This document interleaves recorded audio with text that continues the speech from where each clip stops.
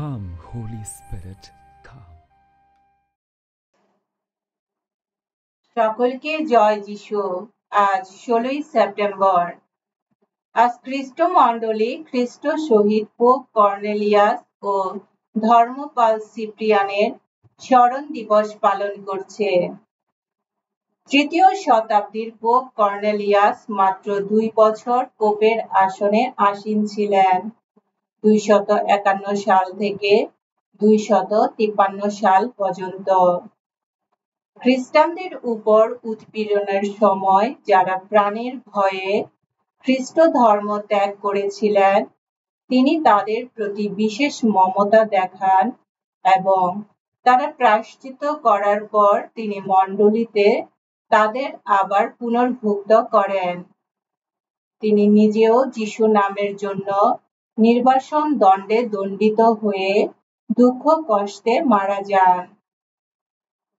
আফ্রিকার কার্থেজ নগরের ধর্মপাল সিপ্রিয়ান পোপ কর্নেলিয়াসের বন্ধু ছিলেন।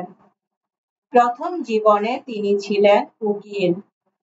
46 বছর বয়সে খ্রিস্ট ধর্মে দীক্ষিত হন এবং গরিবদের মধ্যে তার সম্পত্তি ভাগ করে দেন। 2 বছর পরে তিনি ধর্মপাল পদে নির্বাচিত হন। তার জীবনকালে 2 বার খ্রিস্টানদের উপর উৎপীড়ন অভিযান চালিত হয়।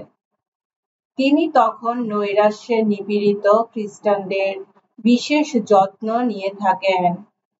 শেষে তিনি নিজে শিরচ্ছেদ দণ্ডে দণ্ডিত হয়ে শহীদ মৃত্যুবরণ করেন।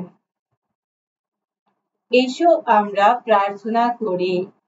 হে পরমেশ্বর, তোমার শক্তিতে বলীয়ান হয়ে সাধু কর্নেলিয়াস ও সিপ্রিয়ান তোমার ভক্তজনদের সামনে নিষ্ঠাবান ধর্মগুরু ও নির্ভীক ধর্ম শহীদের আদর্শ তুলে ধরতে পেরেছিলেন।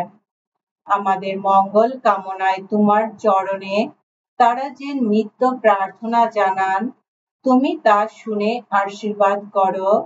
আমরাও যেন তাদের মতো ধর্ম পালনে নিষ্ঠাবান ও সাহসী হতে পারি। খ্রিস্ট মণ্ডলীর ঐক্য সাধনে মন প্রাণ নিবেদন করতে পারি। তোমার পুত্র আমাদের প্রভু যীশু খ্রিস্টের নামে এই প্রার্থনা করি।